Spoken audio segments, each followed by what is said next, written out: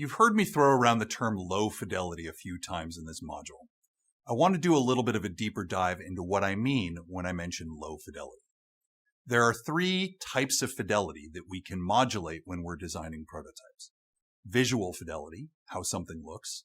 Behavioral fidelity, how someone interacts with something. And data fidelity, the quality of insights and data that a particular prototype provides to us. What you see on the screen is what we would refer to as a high visual fidelity, low data fidelity, and low behavioral fidelity prototype. These are renders of products that will never be commercialized. These are products that we had created to test the functional value proposition of a new beverage that was going to be commercialized, and we didn't know what function people would find better than others. So we created one that focused on sleep, we created one that focused on strength, one that focused on awareness and awakeness, one that focused on internal balance, and we put these image renders out into the world to see what people would say about how they valued one compared to another. We did this knowing that we would never actually commercialize these products, and this is a prototyping methodology that we call sacrificial concepts or polarizing prototypes. These aren't early versions of something we intend to put out into the world.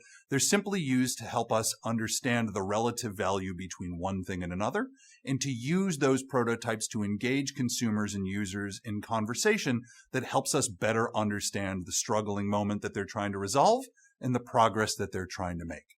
Again, an example of something that's high visual fidelity, low behavioral, and low data fidelity. These too can be prototypes. What you see on the screen in front of you is the search results from a search in Google. And as you may be aware, the search results that typically show up at the top of the page are paid ads. Companies pay to have these advertisements and these links served up in response to your search query. And when you click on their link, they obviously take you to the website. And by simply clicking on the link, you're acknowledging that the value proposition they've put on that page is interesting enough for which you would take action. And if you think about it, you don't even need a product to be able to use things like banner ads and Google ads and Facebook ads to test whether or not somebody finds your value proposition desirable. If you buy some of these ads and serve them up to who you think your target audience might be, if they click on the ad, what you can validate is that the value proposition was compelling enough that someone was willing to take action. And maybe you don't have a product and that link takes them to a landing page and the landing page says, hey, this product is still being developed. It's in beta. Leave your email address and your contact information and we'll add you to our mailing list and let you know when the product is available if you would like to be an early adopter or a beta tester. And now you know something else. If somebody clicks on the ad, they found your value proposition compelling enough to go to there in the first place. And if they leave their email address or their contact information, they're now transacting something of value, which gives you even higher confidence that if you were to commercialize the product or service that you're creating, that there would be a customer base intact.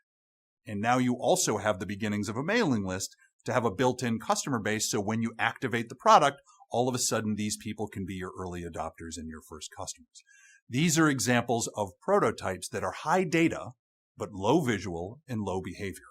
They don't look particularly good. They're not particularly visually stunning, but they're good enough to test whether or not something might work and to give you hard facts and data that you can use to support decisions about whether or not to pursue a given idea or not in the future. And the third example is one that you've seen before. You probably recall this image from our Air New Zealand example that we talked about earlier on. This is an example of something that is high behavioral and low visual and low data. We're trying to test how people will interact with the thing that we're trying to create. And again, the core question that had to be answered here is, will people lay in this format? Will people lay on top of total strangers for 8 hours on a flight?